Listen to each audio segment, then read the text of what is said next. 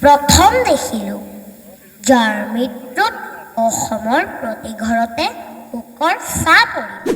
প্ৰথম দেখিলোঁ যাৰ মৃত্যুত হত্যাৰ কৰা স্থানত ধূপ বন্তিৰে মন্দিৰত পৰিণত কৰা আৰু এটি গীত প্ৰাৰ্থনালৈ পৰিণত হোৱা। মায়াবিনী ৰাতিৰ বুকুত দেখা পালোঁ তোমাৰ ছবি। ইয়াত উপবিষ্ট সমূহ ৰাইজলৈ মোৰ শ্ৰদ্ধা জ্ঞাপন কৰিছোঁ। মায়াবিনী ৰাতিৰ বুকুত দেখা পালোঁ তোমাৰ ছবি, ধৰা দিলা গোপনে আহি হিয়াৰ কোণত। মায়াবিনী ৰাতিৰ বুকুত দেখা পালোঁ তোমাৰ ছবি, ধৰা দিলা গোপনে আহি হিয়াৰ কোণত। তুমি যে মোৰ শুকান মনৰ নিয়ৰৰে চেঁচা টোপল, নামি অহা ৰ'দৰে নাই মোৰ দেহৰ প্ৰতি পুৱা। ধুমুহাৰ সতে মোৰ বহু যুগৰে নাচোন, এনাৰো সচমোন বহু দিনৰে আপোন নিজনৰ গান মোৰ শেষ হ'ব ভাবোঁ তোমাৰ বুকু।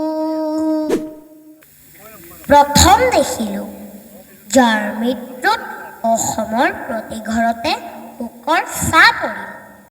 প্ৰথম দেখিলোঁ যাৰ মৃত্যুত সমগ্ৰ অসমৰ সকলো বয়সৰ মানুহৰ লগতে কৰ্মৰত পুলিচ মিলিটাৰীও চকুলো টুকিছিল। প্ৰথম দেখিলোঁ যাৰ মৃত্যুত গোটেই অসম জুৰি নামঘৰ, মন্দিৰ, মছজিদ, গীৰ্জা, গুৰুদ্বাৰৰ লগতে তিনিআলি, চাৰিআলি, দোকান পোহাৰ, অনুষ্ঠান প্ৰতিষ্ঠান সকলোতে শ্ৰদ্ধাঞ্জলি জ্ঞাপন কৰা হৈছিল। প্ৰথম দেখিলোঁ যাৰ মৃত্যুত হত্যাৰ কৰা স্থানত ধূপ বন্তিৰে মন্দিৰত পৰিণত কৰা আৰু এটি গীত প্ৰাৰ্থনালৈ পৰিণত হোৱা। সেইজনে হৈছে আমাৰ আবেগ, অসমৰ হিয়াৰ আমঠু, সাৰ্থক, এজন মহান সংগীতজ্ঞ জুবিন গাৰ্গ, যাৰ সংগীতৰ ধ্বনি অসমৰ প্ৰতিজন মানুহৰ মনতে প্ৰতিধ্বনি হৈ আছে। আজি জুবিন গাৰ্গৰ বিষয়ে মই চমুকৈ ক'বলৈ লৈছোঁ, ভুল হ'লে ক্ষমা কৰিব। জুবিন গাৰ্গৰ জন্ম হৈছিল মেঘালয়ৰ তুৰাত।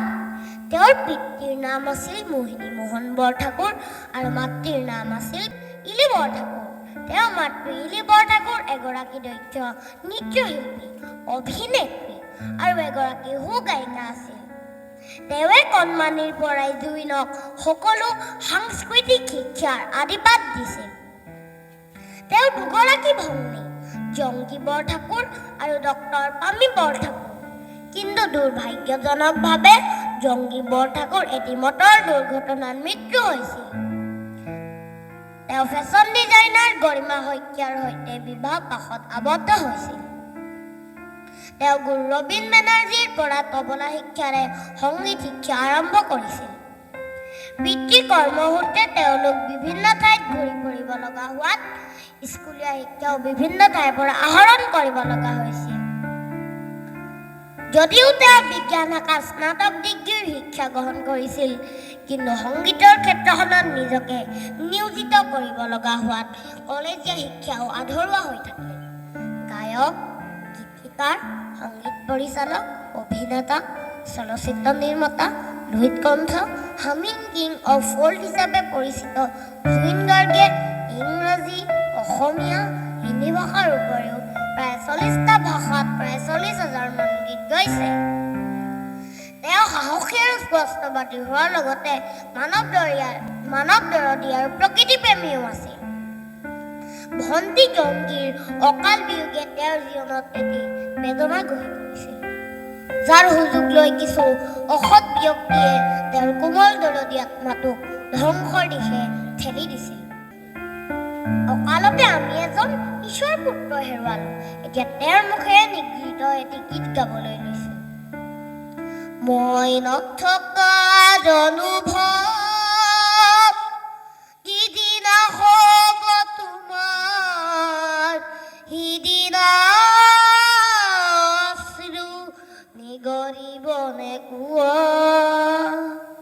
মোৰ কবিতাৰ ছন্দ গানৰ সুৰ বুজিবা তুমি সেইদিনা, যিদিনা মই নাথাকিম জানা তোমাৰ প্ৰিয় গীত গাবলে, যিদিনা মই নাথাকিম জানা তোমাৰ প্ৰিয় গীত গাবলে।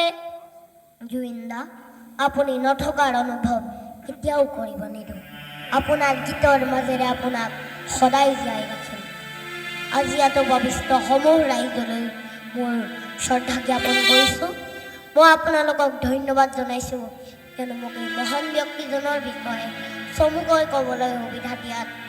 আপোনালোকক মই পুনৰবাৰ ধন্যবাদ জনাই লৈ বিনালে গীতটিয়ে মোৰ এই বক্তব্য সামৰণি মাৰিছোঁ। জানো, বুজো, তথাপিও নোৱাৰো নিজৰ মাজত তোমাকে সামৰো। জানো, বুজো, তথাপিও নোৱাৰো নিজৰ মাজত তোমাকে সামৰো।